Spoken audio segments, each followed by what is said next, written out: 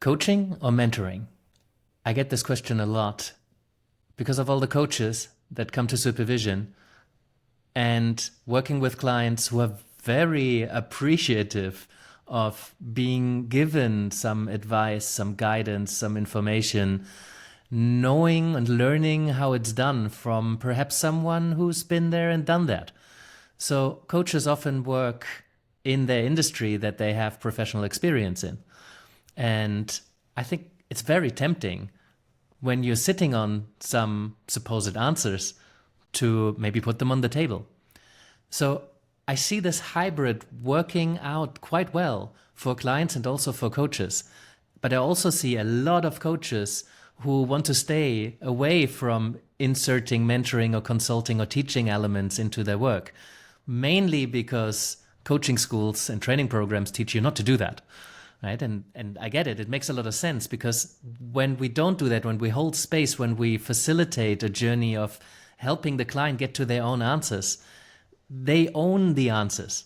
They've done it. They've not just been given something from someone else. And also they take responsibility for learning, tweaking, making that work for them.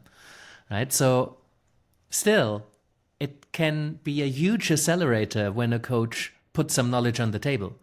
So I think a crucial mediator here is that power dynamic between coach and client. If we meet someone at eye level and they understand, they take personal responsibility, even if someone with some more experience than they have, or maybe different experience rather, puts something on the table, then they can decide. So if you meet somebody at eye level, it really works in a similar way, right? So time is another factor, because does the client have time to arrive at their own answers, which is usually a longer pathway than if a coach more proactively puts some things on the table, right? So time is a third factor here.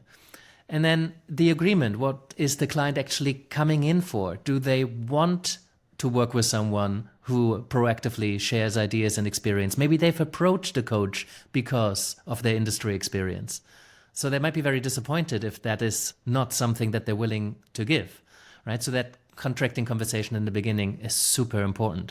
So the answer whether coaching or mentoring is better isn't really a good question. It's very context dependent. So ask yourself those kind of questions to decide whether you insert mentoring, consulting, or teaching elements. And keep in mind, one word of warning is once you open the door to it, it can be really difficult to close it again. So it's important that you think about that before you meet someone.